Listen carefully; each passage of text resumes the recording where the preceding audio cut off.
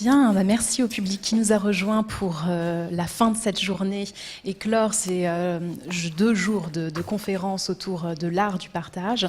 Et nous finissons donc ce soir en accueillant Frédérique Desbuissons, qui est maîtresse de conférences en histoire de l'art à l'université de Reims, Champagne-Ardenne.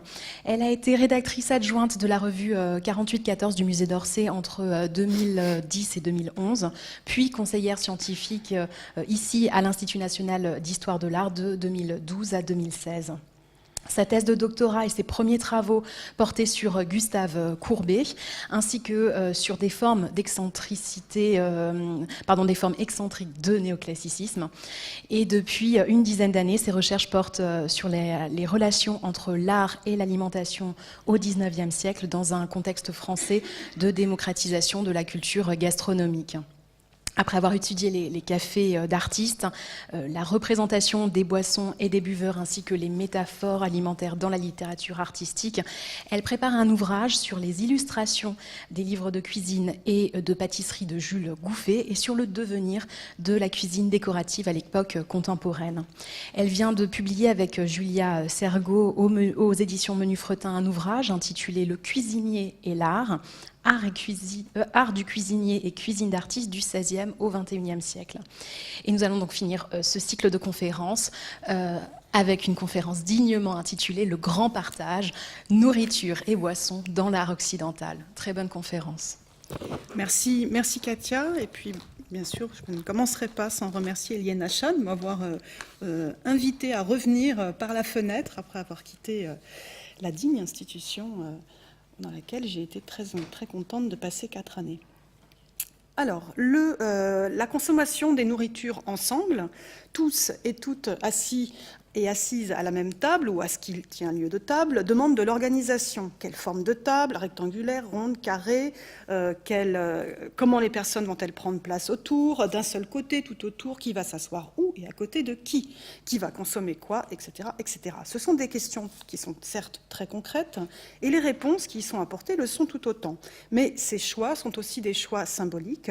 Ils engagent des valeurs sociales et culturelles. Le partage et la distribution des aliments et des boissons n'est pas qu'une question de gestion de la table, c'est aussi une politique de la table, ce que l'on pourrait désigner comme le gouvernement de la table. Les nombreuses représentations de personnes attablées ensemble dans l'art occidental donnent donc à voir, autant qu'à penser, ce qui signifie le partage des aliments et des boissons. Mais que montre-t-elle ? Que manger et boire ensemble, c'est d'abord diviser avant de répartir et offrir à la consommation des denrées, et que ce partage contribue à l'identification sociale et culturelle des convives. Donc diviser, offrir, réunir, consommer, identifier, ce sont les grandes figures du partage alimentaire que je voudrais aborder au travers d'œuvres peintes et gravées, principalement en fait du XVIIIe au XXe siècle, avec une nette préférence pour le XIXe qui est tout de même ma période de prédilection. Alors, bien sûr, ces 5 fonctions, diviser, offrir, réunir, consommer, identifier, elles sont indissociables. Elles fusionnent de manière inextricable dans le moment du repas. C'est pour donc simplement la commodité de l'analyse que je les dissocie ici, ce qui va m'obliger à quelques allers-retours dans le temps. Alors je précise aussi que je vais laisser de côté volontairement les scènes de repas, les scènes religieuses qui soulèvent encore d'autres questions que les représentations de repas laïques. Mais avant d'entrer dans le vif du sujet, je vais rappeler tout de même une évidence, c'est que tous les repas ne sont pas partagés. Alors, comment et pourquoi mange-t-on seul en peinture ? Alors, 2 raisons, 2 figures principales mettent en scène l'absence de partage à table. D'une part, la première figure, ça va être l'égoïste qui refuse de partager, et la seconde figure, c'est le marginal qui est dans l'impossibilité de partager. Le gourmand est une figure pluriséculaire de l'absence de partage à table. Le gourmand, c'est celui qui jouit seul du plaisir de boire et de manger. Et en chrétienté, la figure du gourmand a longtemps incarné l'un des péchés capitaux, celui qui favorise les appétits corporels au détriment du salut de son âme. Je ne vais pas développer les légendes des illustrations, des des images que je montre puisque vous les avez sous les yeux. Alors, vous avez justement sous les yeux une interprétation du célèbre géant créé par Rabelais, Gargantua, géant doté d'un solide appétit, tout comme ses parents et son père en particulier, mais qui est ici croisé, comme vous le voyez, avec le Gulliver de Swift, puisqu'on est au milieu du XVIIIe siècle, et la première traduction française de Swift était déjà parue en 1727. Alors, ce thème de l'égoïste géant qui incorpore énormément d'aliments au détriment de la communauté, à partir de la Révolution, elle va être interprétée dans un sens, et bien sûr, politique. À partir de la Révolution et pendant tout le XIXe siècle. D'abord pour critiquer Louis XVI pendant la Révolution, et puis au XIXe siècle, bien sûr, la très célèbre figure de Louis-Philippe en Gargantua, dessinée en 1831 par Daumier. Donc c'est une planche très célèbre de la caricature, le journal satirique qui était dirigé par le célèbre caricaturiste Philippon, qui était aussi une figure de l'opposition républicaine, où le roi était clairement identifiable par sa tête en forme de poire. C'est encore une des figures du roi en poire. Et son repas et sa digestion jusqu'à ses ultimes conséquences. Je ne sais pas si vous voyez ici sous le siège percé les petits hommes qui dégringolent ici. Donc le repas et sa digestion sont bien sûr métaphoriques. Ce sont des figures du mauvais gouvernement. La gourmandise de Louis-Philippe, c'est une figure de l'accaparement des richesses du pays et de la tyrannie de ses sujets, entièrement consacrée à la satisfaction de son appétit démesuré. Alors, cette figure du gourmand, comme figure de l'égoïsme à table, du refus du partage, elle se développe alors que dans la première moitié du XIXe siècle, voit l'épanouissement de la gastronomie, donc dans un contexte de laïcisation des appétits et au-delà, laïcisation bien sûr de la société. Dans cette peinture sur bois, qui en fait était une enseigne, l'enseigne de la boutique de Corselet, peinte par de Bucourt en 1801, elle servait d'enseigne à un célèbre magasin de comestibles installé non loin d'ici, au Palais Royal. Le peintre chroniqueur des mœurs contemporaines de Bucourt l'avait peinte donc en y incorporant le portrait d'un gourmand, mais pas n'importe quel gourmand, ce gourmand attablé seul devant une table garnie, tout entier tourné vers la satisfaction de son appétit, gourmand très caricatural, dans la manière dont il est représenté, est un gourmand très particulier puisqu'il s'agit d'un portrait du célèbre Grimaud de la Reynière, pionnier de la critique gastronomique, puisque Grimaud avait fondé au tout début du XIXe siècle l'Almanach des gourmands, dont il était aussi le rédacteur. Et c'est Grimaud qui a largement contribué à faire évoluer le terme de gourmand dans un sens justement positif, alors que jusqu'au début du XIXe siècle, le terme de gourmand était extrêmement péjoratif. Donc, il a largement contribué à faire évoluer la notion justement de gourmandise au moment où se développait donc dans la France post-révolutionnaire la nouvelle culture du bien manger. Mais celui qui, à cette même époque, dans cette première moitié du XIXe siècle, alors que se développe la gastronomie comme culture, on va dire, bourgeoise, au sens très large du terme, l'autre figure de celui qui ne peut pas partager le repas, c'est le pauvre. Et son absence à table ne signifie pas seulement que sa pauvreté le prive de repas, en fait, mais elle signale qu'elle le met à l'écart de la société. Son écart par rapport à la table, c'est une figure de la marginalisation. Donc là, je vous montre la couverture d'une physionomie, de ces petits opuscules qui, sous la monarchie de Juillet, dressaient des panoramas des mœurs contemporaines sur un ton souvent satirique. Or, ici, comme on dit à Paris dans un appartement, et aussi comme on ne dîne pas ou en ramassant des rebuts dans la rue quand on est beaucoup trop pauvre. Alors cette image, elle paraît au moment où justement cette culture gastronomique en plein développement, elle trouve un puissant ferment dans le développement du restaurant. Le restaurant qui n'apparaît en fait que dans le milieu du XVIIIe siècle et qui permet de faire sortir, on va dire, la grande cuisine des hôtels particuliers et qui permet à de nouvelles catégories de personnes de faire l'apprentissage du bien manger. Donc, dans cette gravure de Fichot d'après Chapuis, vous voyez justement l'un des premiers restaurants très très célèbres ouverts à la fin du XVIIIe siècle, même qui existera jusqu'au milieu du XIXe siècle. La gravure date de 1946, qui étaient les frères Provençaux, eux aussi au Palais Royal. les frères Provençaux, qui étaient réputés avoir fait découvrir aux Parisiens la cuisine à l'huile d'olive. Or, si le restaurant est un espace ouvert et collectif où les dîneurs se donnent en spectacle, puisqu'ils mangent au vu de leurs voisins et de tous ceux qui peuvent aussi passer dans la rue et les voir par la fenêtre, rappelez-vous Marcel Proust à la recherche du temps perdu, les repas au restaurant ne sont pas forcément partagés. Non seulement parce que la salle du restaurant a la particularité d'être un espace public, mais dans lequel est maintenue une forme d'intimité, mais aussi parce que même si l'on est ensemble à table, on ne partage pas forcément grand-chose. Je vous montre un exemple justement de cette mélancolie, figure de la mélancolie du dîneur, qui n'est peut-être pas seul à table au restaurant, mais qui est visiblement très mal accompagné, qui est une figure donc de tension entre la solitude à table et la promiscuité dans les restaurants, qui est un des lieux communs visuels du XIXe et du début du XXe siècle. Alors, au travers des représentations tant des égoïstes que des exclus de la table, c'est du partage inégal des richesses qu'il est question. Et ce partage inégal des richesses qui est thématisé à travers la figure du gourmand ou du pauvre, ça apparaît déjà à l'époque moderne, ça n'est pas une invention du XVIIIe ni du XIXe siècle, mais elle se développe tout particulièrement au XIXe siècle, notamment parce qu'en France, les famines ont disparu, le niveau de vie, notamment le rapport à l'alimentation, s'est considérablement amélioré entre la fin du XVIIIe siècle et le milieu du XIXe siècle, les disettes se font de plus en plus rares, la gastronomie s'est constituée en culture, donc il devient de moins en moins supportable de voir le spectacle de la pauvreté et de l'impossibilité de se nourrir. Je montre un exemple. Alors, excusez-moi, je n'ai pas réussi à trouver d'image ailleurs que sur le site du Getty, donc cette figure de la pauvreté qui est confrontée à l'extrême opulence de la culture gastronomique. Alors, si l'on revient aux thématiques du partage, aux déclinaisons du partage, donc diviser, offrir, réunir, consommer, identifier.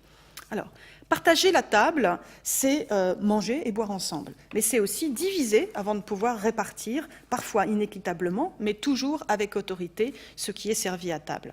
La posture autoritaire de celui qui gouverne la table s'incarne au XIXe siècle avec prédilection dans le moment du repas qui a longtemps représenté son acmé, qui est la découpe du rôt, notre rôti contemporain. Alors cette fonction, elle est traditionnellement dévolue aux chefs de famille au XIXe siècle et encore pour une large partie au XXe siècle. De nos jours, c'est un peu plus partagé, je dirais.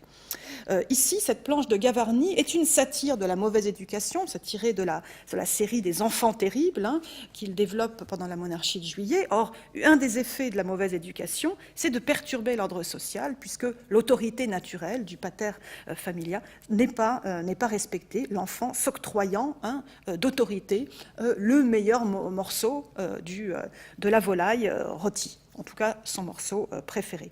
Or, la position dominante de celui qui découpe le rôt se trouve transformée également en spectacle dans certains types de recettes servies dans les restaurants, les recettes où on découpe devant le convive le plat qui va lui être servi. Cette peinture anonyme est très célèbre, elle est conservée dans les collections du restaurant La Tour d'Argent, elle date de la fin du 19e ou début 20e, et elle montre en fait le célèbre maître d'hôtel de La Tour d'Argent, qui était aussi son patron, devenu son patron, Frédéric Delair, qui est représenté découpant avec virtuosité, en fait ce que vous ne voyez pas, mais faut me croire sur parole, c'est qu'il découpe un canard au sang sans que le canard touche l'assiette qui est placée en dessous, et le chef de rang à l'arrière s'apprête à prendre les assiettes pour servir. Donc plat qui était devenu la célébrité de la Tour d'Argent. Donc cette découpe, elle est bien sûr le préalable au geste d'offrir les aliments. Alors, là, on revient un tout petit peu en arrière. Pour orner la salle à manger d'été de Louis XV à Versailles, Lancret avait représenté ce déjeuner en plein air dans un parc tout à fait aristocratique, où de joyeux convives sont réunis autour d'une table où s'étale, c'est vraiment un spectacle de l'opulence, une luxueuse vaisselle de porcelaine de Saint-Cloud, de l'argenterie, un énorme jambon piqué de laurier, et les joues vermillons des dîneurs, et les nombreuses bouteilles de vin attestent du fait qu'ils ont aussi beaucoup bu, et beaucoup bu de champagne plus particulièrement. Et on voit que c'est le dessert, c'est le moment du dessert, puisque les serviteurs amènent les fruits. Et on identifie sans hésitation l'amphitryon, hein, celui qui gouverne précisément sa table, parce qu'il domine l'assemblée, c'est systématique dans la plupart de ses représentations, c'est une figure dominante, celui qui gouverne la table et qui distribue aux convives après avoir divisé, ou qui distribue, en l'occurrence ici, le champagne, en le faisant bien mousser, la raison pour laquelle aussi il est placé debout.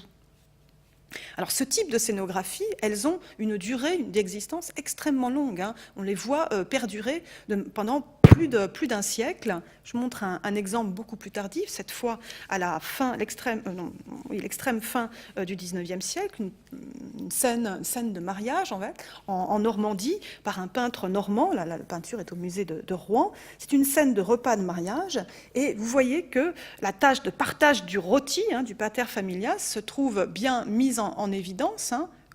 Je n'arrive pas à trouver, voilà. Ici, vous avez le père, le rôti immédiatement à côté de quoi? De la mariée, et on comprend en fait par la composition que c'est le père de la mariée qui s'apprête à découper la pièce de viande et qui offre aussi en partage non pas seulement de la viande aux convives, mais sa fille à son gendre, hein. Donc c'est le don, hein, de la viande en toutes les déclinaisons que l'on peut imaginer de la viande. Pendant très longtemps, il était absolument impensable qu'une femme puisse découper le rôti à table. C'était le père qui découpait la viande monumentale qui était la volaille rôtie ou la pièce de rôti. Alors il est des tables tout de même un petit peu moins, on va dire, caricaturales. C'est vraiment très schématisé. Le côté caricatural nous saute aux yeux aujourd'hui.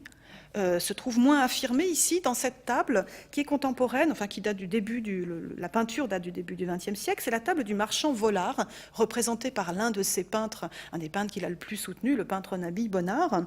Volard, qui était originaire de La Réunion, avait la réputation de servir un excellent curry de poulet, dont on a retrouvé la recette d'ailleurs, on la connaît, dans la cave de sa boutique de la rue Lafitte, hein, qu'il avait aménagée en sorte de salon, et où il invitait à dîner ses amis et ses peintres, en particulier les artistes du groupe des Nabis qu'il a beaucoup soutenu. Or là, on voit très bien que la manière dont est composée la scène, avec cette ligne de fuite en contre-plongée qui guide nos regards vers cette figure, qui est la figure dominante, hein, du patron, en fait, hein, du patron au double sens du terme, des artistes, qui est le marchand de tableaux. Du coup, le marchand de tableaux, il est implicitement présentés comme, certes, leur marchand, leur protecteur, mais aussi leur père nourricier, métaphore donc du soutien économique nécessaire pour survivre en tant qu'artiste, surtout pendant la Troisième République. Alors, réunis autour de Volard, et là je passe tout à fait délicatement à mon nouveau thème, réunir, hein, ce que souligne le tableau de Bonnard, c'est qu'au-delà de la seule satisfaction des appétits, la table possède bien sûr un pouvoir rassembleur, elle crée du lien et elle fonde l'existence des groupes. Alors, je reviens vraiment très en arrière dans le XIXe siècle. C'est une estampe qui a été diffusée sous la monarchie de Juillet. C'est une estampe de propagande, bien sûr, une propagande libérale, qui fait du partage par Napoléon Ier de la gamelle de ses soldats un argument de propagande. Donc la gamelle des braves vaut la table des rois, hein. C'est le titre de la gravure. Au premier degré, bien sûr, c'est une manifestation de la proximité de l'empereur avec ses soldats. C'est un portrait de l'empereur en chef de guerre, hein, tout simplement. Mais au-delà de cette image au premier degré, c'est une attestation d'égalitarisme, hein, réalisée dans une période qui est quand même encore une monarchie, certes pas légitimiste, mais une monarchie, en 1835. Égalitarisme, non pas égalitarisme social, au moins, mais aussi c'est un symbole du caractère rassembleur de la figure de l'empereur, capable d'unir le pays où tout le monde mangera à la même gamelle. Alors, de façon moins politique et à un niveau plus privé, le rassemblement à table entre égaux se trouve thématisé dans cette peinture, qui est une scène de genre historique, hein, exécutée en 1850 par le peintre berlinois Menzel, qui représente, hein, de manière totalement imaginaire, une scène de repas, mais qui a bien sûr eu lieu, où à la table de Frédéric II de Prusse étaient réunis de beaux esprits, hein, Casanova, Lamétrie, Voltaire, pour rien cacher. Donc à la table du roi gastronome, Frédéric II de Prusse étant réputé pour son goût de la table, au château de Sans Souci, le partage établi de manière égalitaire. Quel est le signe de l'égalitarisme? Outre qu'aucune figure ne domine cette composition, c'est que la table est ronde. La table est ronde, or une table ronde n'a pas d'endroit, n'a pas de place privilégiée, contrairement à une table rectangulaire. Une table rectangulaire, vous vous mettez au bout de la table et vous dominez, vous présidez la table. La tablée, ce n'est pas le cas d'une table ronde. On dit que les tables rondes ont pour la première fois été mises en œuvre, créées en Angleterre à la fin du XVIIe siècle.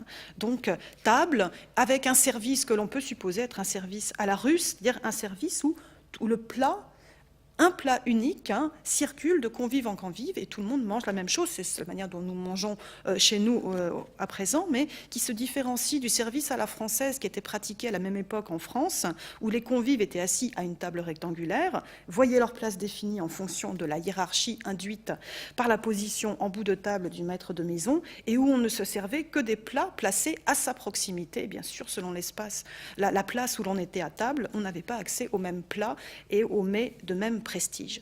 Donc l'égalitarisme et l'informalité que représente de manière très idéaliste, bien sûr, Menzel pour glorifier Frédéric de Prusse, on le trouve dans un cadre beaucoup plus intime ici, dans cette aquarelle de Daumier qui représente un déjeuner à la campagne où la scène est tellement égalitariste que même si l'un des personnages est placé debout, mais on comprend bien que ça n'est pas une position hiérarchique, et il y a même quelque part, et je ne le vois pas, directement un chien, mais je ne le vois pas ici en fait. Non. Ne m'écoutez pas à propos du chien. Autre représentation plus informelle et égalitaire chez Renoir dans une œuvre qui est vraiment l'un des plus célèbres repas de guinguette en peinture, ce repas de canotier qui réunit sur l'île de Chatou artistes, étudiants et grisettes. C'est une icône de l'impressionnisme qui représente une forme, je dirais, laïcisée d'Éden. Pourquoi laïcisée d'Éden? Donc une sorte de paradis d'avant la faute, avant la chute, avant l'introduction tout simplement de la morale et des règles de la vie bourgeoise, en particulier en ce qui concerne les rapports entre les sexes. Les bords de la Seine où l'on va canoter et passer du bon temps à l'âge où tout est encore possible, y compris de fréquenter des femmes sans qu'elles soient nos épouses, les épouses des hommes, on va dire, excusez-moi, avant donc que les normes de la vie bourgeoise viennent régler tout ça et mettre de l'interdit en plaçant les relations à table sous le signe de la loi du père.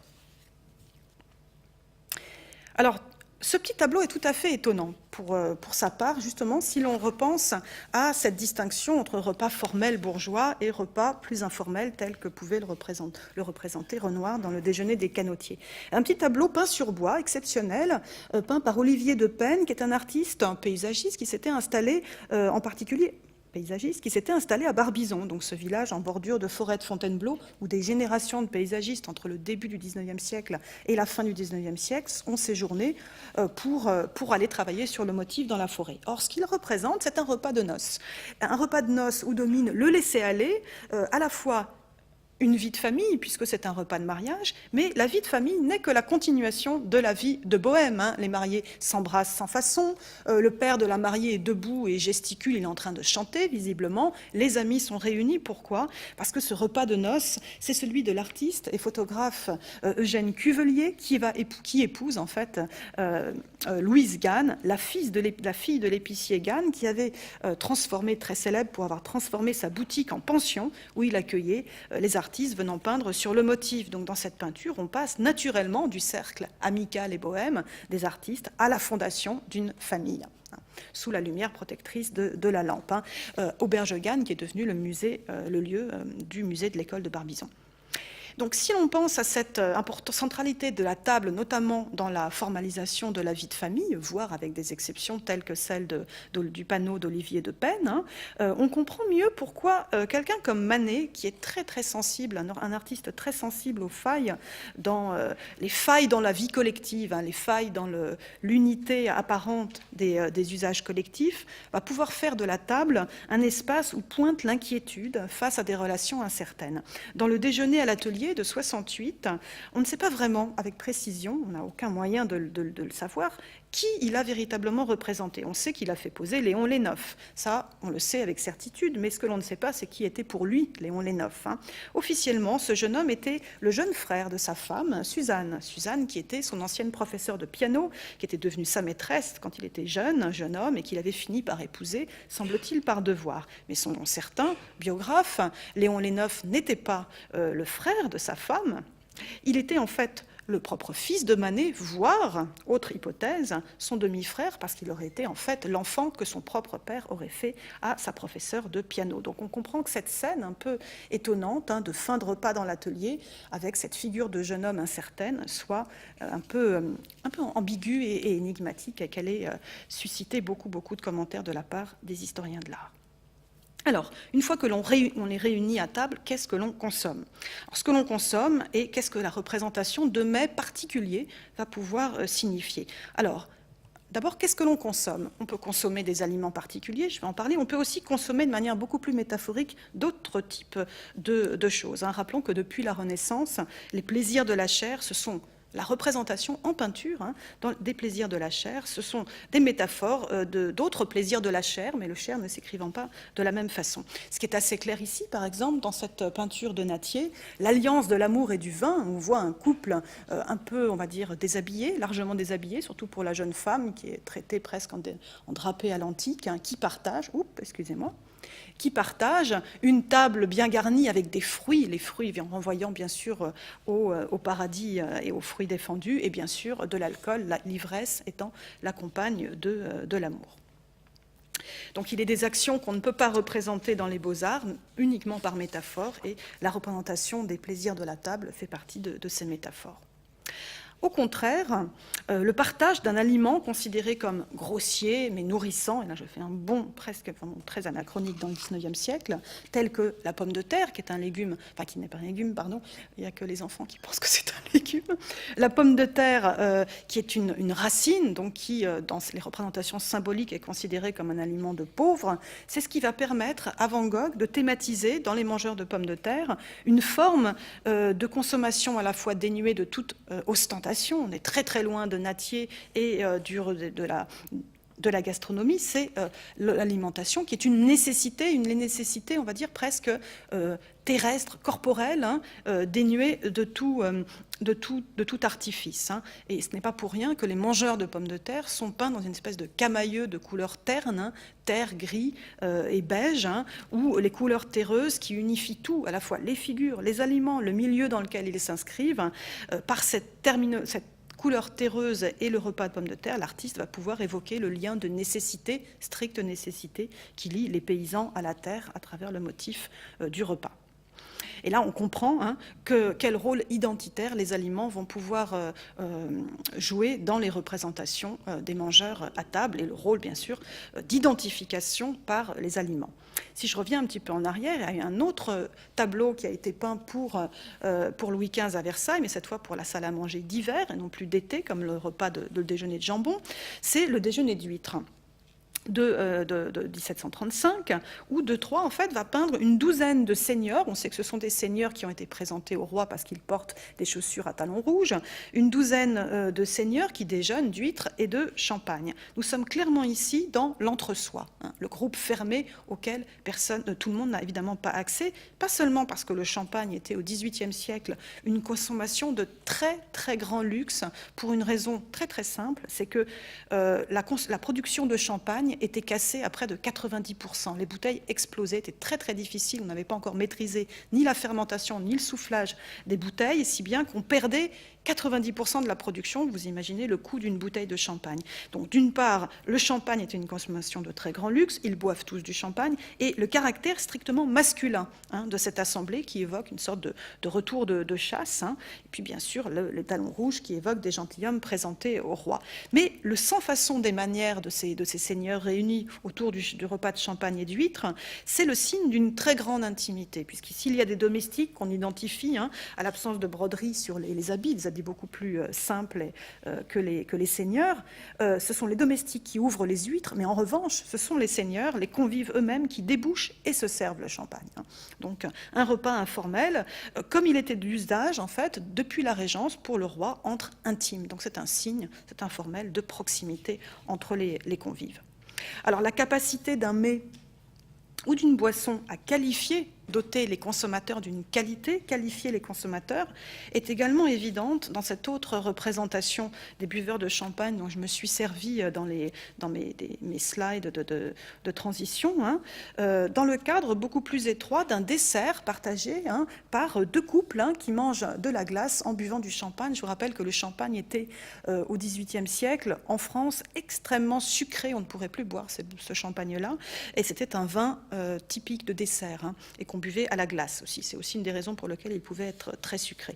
Donc, dessert, fin de repas, glace et fruits. Vous voyez que ce repas est monté dans un cadre extrêmement luxueux. Et les deux attributs du luxe, c'est non seulement le champagne, mais aussi ce serviteur noir qui a le même statut que la bouteille de champagne, qui est un produit de luxe à la mode et restreint bien sûr à une petite portion de la population, notamment en Angleterre, où était installé Mercier. Mercier était issu d'une famille protestante qui avait fui bien sûr la France à la révocation de l'édit de Nantes, s'était réfugié en Suisse et Mercier s'était installé en Angleterre où il a fait carrière. Alors, toutes les représentations d'aliments ne possèdent pas, et je vous rappelle que ce sont les Britanniques qui ont mis le champagne à la mode dès la fin du XVIIe siècle, avant même qu'en France on s'y intéresse. Toutes les représentations d'aliments ne possèdent pas les mêmes implications sociales. Bon, on ne peut pas se contenter, par exemple, de voir dans les natures mortes des représentations basses, en disant les natures mortes, c'est dénué de figure humaine, donc si on applique mécaniquement la hiérarchie des genres picturaux, théorisée dans le contexte de l'Académie au XVIIe siècle, c'est des peintures basses. Pas du tout, parce qu'au sein du genre de la nature morte, vous avez des hiérarchies, et des hiérarchies qui sont notamment fondées sur les aliments ou les objets, en l'occurrence des aliments, représentés. Je prends un exemple très très simple. C'est une nature morte de Chardin, où sur un plan de travail très rudimentaire qui évoque l'espace de la cuisine, pas du tout un espace luxueux, au contraire, de pierre, de simples pierres jointes, mais tous les espaces sont des produits de très grand luxe. Porcelaine, verrerie, fruits exotiques tels que les grenades, qui sont des fruits de serre en Île-de-France, et fruits du verger, mais qui sont réservés à une élite, raisins et poires, la poire étant l'un des fruits préférés de Louis XIV, donc c'est vraiment un fruit extrêmement d'usage, de diffusion très restreinte. Bon. Alors c'est encore le cas ici dans cette scène d'intérieur de l'artiste américaine Mary Cassatt dans la deuxième moitié du XVIIIe siècle, le thé de 5 heures, qui lui met l'accent de manière très évidente à la fois sur le salon dans lequel ce rituel du thé à 5 heures prend place, extrêmement cossu, mais aussi l'argenterie, une argenterie de la fin du XVIIIe siècle, typique de l'argenterie de la côte est américaine, puisque Cassatt était américaine. Donc ce rituel du thé d'après-midi pour les deux jeunes femmes de la très bonne bourgeoisie, dans un salon cossu, met en évidence bien sûr leur statut social, avec l'insistance sur les objets patrimoniaux, puisque si c'est une des théières du XVIIIe siècle, elle les a reçus bien sûr en héritage.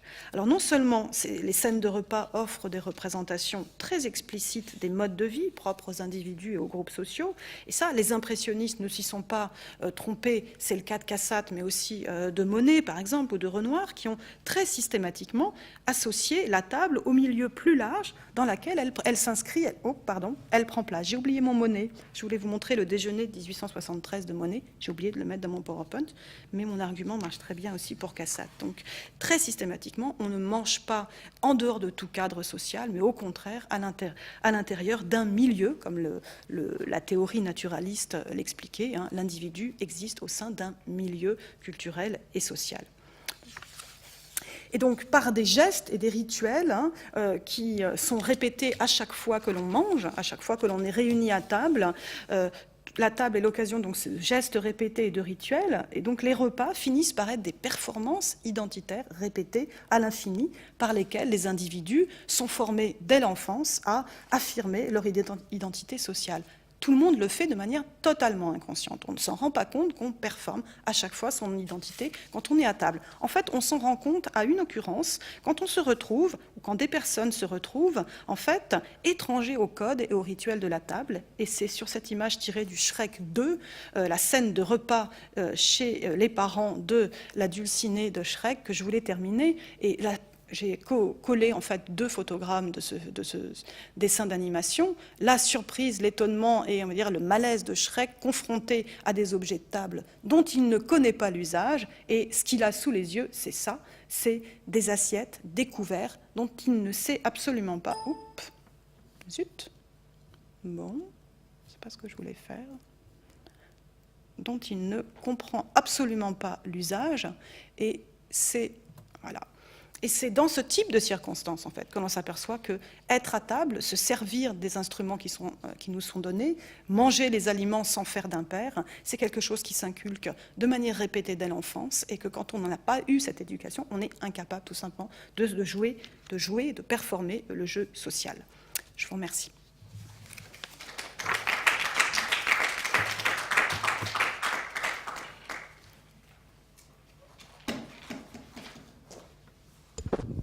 Merci Frédéric pour cette conférence extrêmement riche et qui aboutit effectivement sur Shrek. 10 minutes. Nous allons peut-être passer le micro à la salle s'il y a des questions.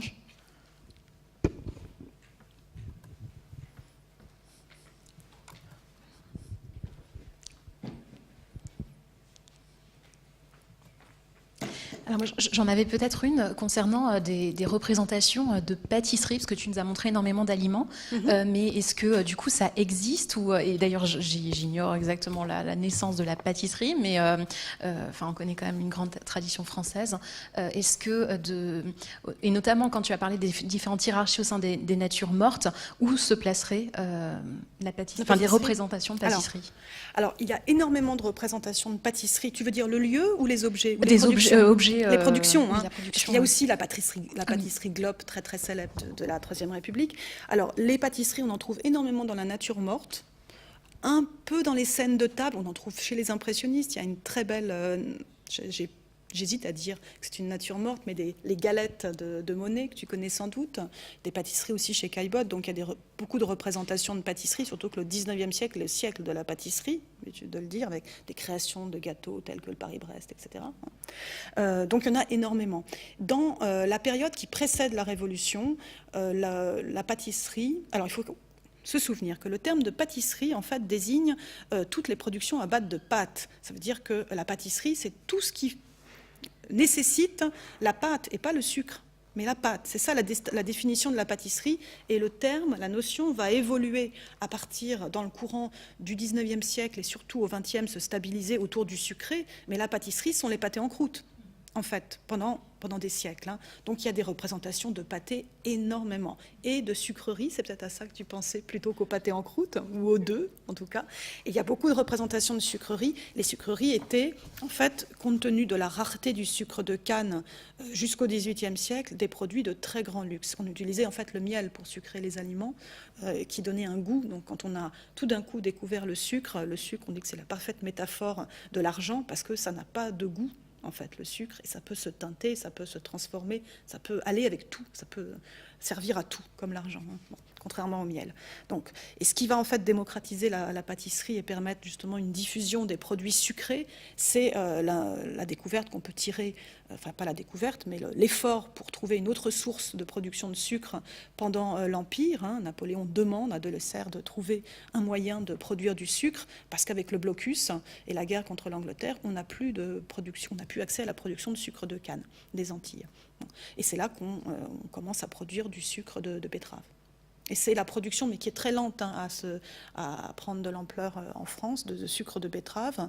Dans un premier temps, ça ne marche pas très très très bien, qui va permettre d'abaisser les coûts de production du sucre et de faire que le sucre, on va en trouver partout. Et c'est la raison pour laquelle au XXe siècle, enfin, oui, pendant la majeure partie du XXe siècle, ingérer du sucre, c'est une marque, on va dire, de bien-être et d'aisance sociale, parce que dans les imaginaires qui sont en fait héréditaires aussi, les imaginaires culturels, le sucre, c'est un produit de luxe encore. Donc pouvoir avoir accès au sucre, c'était un luxe, alors qu'aujourd'hui, on a tendance à penser que ce sont les pauvres qui mangent du sucre. Merci. Je ne sais pas si j'ai répondu. Oui, oui, si. Oui, oui. Oui, vous n'entendez pas? Pardon, il faut que je parle devant. Une petite question sur Chardin. Je fais partie du fan club de l'Arrêt du Louvre et je n'avais pas du tout cette clé de lecture sur la cherté des animaux ou des fruits qui sont représentés dedans. Et c'est donc un tableau avec cette raie, avec les huîtres qu'il y a sur ce tableau, qui est particulièrement évocateur, il me semble, alors de ces mets rares. Est-ce que vous pouvez faire un petit commentaire Pour la raie spécialement, Ouais. la raie, d'autant que la raie, c'est quand même le morceau de réception, et le buffet étant son morceau d'agrément qu'il a présenté le même jour, si ma mémoire est bonne. Hein. Chardin, c'est ce que l'on dit, hein. Je ne suis pas spécialiste de Chardin, mais dans mon souvenir, il était tellement génial qu'il présente le même jour un morceau d'agrément et un morceau de réception. C'est le buffet d'apparat et la raie. Oui. Voilà. Et donc, ce sont des constructions qui sont virtuoses parce que c'est fait pour intégrer l'académie en plus. Donc, il en rajoute dans l'opulence. Il y a des natures mortes de Chardin très très simples, hein, celle-là. Alors, que je me souvienne, il faudrait, pour pouvoir justement interpréter socialement, d'un point de vue plus culturel, les natures mortes alimentaires, il faut d'une part s'intéresser au coût. C'est spectaculaire, c'est vraiment une évidence pour un historien de l'alimentation, ce que je vous ai montré, avec tous ces objets de très grand luxe.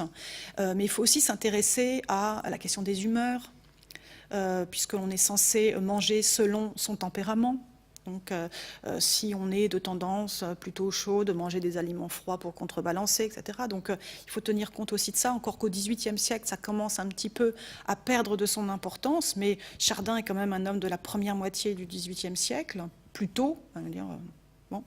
Donc, ça pourrait valoir le coup aussi d'interpréter les natures mortes de ce point de vue-là. Et puis, il y a tout le jeu entre le vivant et le mort, puisque dans l'arrêt, il y a ce chat qui est terrifié. Et ça, c'est un lieu commun de la nature morte, hein, le jeu entre l'animal vivant, l'animal mort, l'animal entier, l'animal découpé, l'animal cuit, prêt à être consommé, etc. Donc, il y a beaucoup de paramètres qui rentrent en ligne de compte. Je crois que la nature morte, faut décliner après. Décliner en sous-genre. Hein, c'est surtout au XVIIIe siècle. Merci beaucoup. Vous n'avez pas les diapos sur les boissons un peu plus? Un peu plus. Eh bien, écoutez, c'est pas mon ordinateur, donc moi j'en ai effectivement, mais là il faut. Et boissons. Alors j'ai montré un peu de boissons et j'aurais pu vous montrer de la bière, effectivement. Ah si, les daumiers, les buveurs de daumier boivent de la bière. Bon, bien sûr, vous avez, je n'ai pas utilisé l'expression qui vient de la sociologie, mais les boissons en particulier, sont d'excellents marqueurs sociaux. C'est-à-dire que par le choix des consommateurs.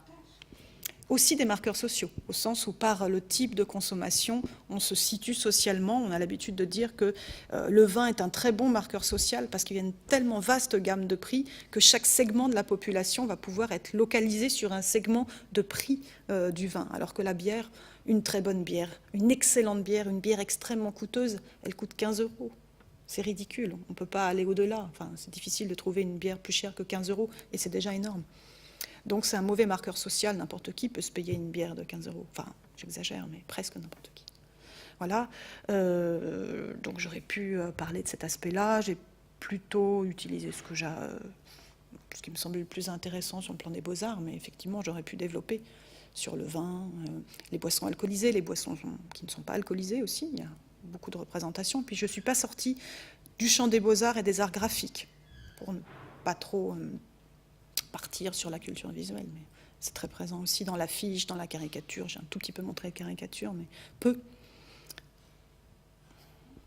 Le thé, quand même. Oh oui, j'ai quand même montré quelques boissons.